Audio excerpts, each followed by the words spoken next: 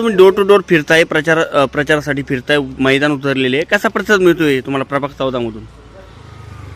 मी प्रभाग 14 मधून BJP मधून उभी आहे आणि पूर्ण भर जो आहे तर हा डोर टू डोरच प्रचार आमचा चालू आहे आणि अतिशय चांगल्या प्रकारचा प्रचार मिळतो आहे. कारण पूर्वीपासून मी समाजकार्य करते आणि मला एक आवड आहे त्याच्यामध्ये आणि आत्तापर्यंत आपण जे काही कामं केलेले त्या कामाचा आपल्याला बेनिफिट होतोय. लोक विसरत नसतात. लोकांच्या लक्षात आहे की आपण कंटिन्यू कामं केलेले आहेत आणि त्यामुळं खूप चांगल्या पद्धतीचा आपल्याला प्रतिसाद मिळतो आहे. विकासाचा मुद्दा घेऊन आपण निघालेलो आहोत आणि स्त्रियांची सुरक्षितता महत्त्वाची मानली गेलेली आहे.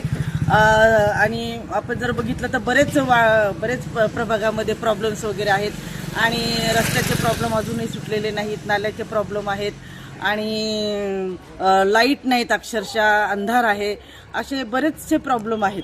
आणि सर्वप्रथम आपण दिव्यांग व्यक्ती हा माझा फार जिव्हाळ्याचा विषय आहे. वृद्ध लोक हा माझा जिव्हाळ्याचा विषय आहे. दिव्यांगांना वेळेवर निर्वाह भत्ता मिळत नाही. वृद्ध लोक आहेत यांची फार तारंबळ होते, त्यांना मुलं पोसत नाहीत आणि संजय गांधी निराधार योजनेचे पैसेसुद्धा वेळेवर मिळत नाहीत.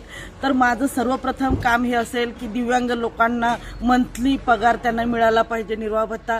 संजय गांधी निराधार योजनेचे सुद्धा पैसे वृद्ध लोकांना भेटले पाहिजे आणि सगळे जे काही हे नाले वगैरे हे जे काही प्रॉब्लेम आहेत, ढापे टाकलेले नाहीत, अक्षरशः कचरा कुंडी सगळीकडे कचरा आहे.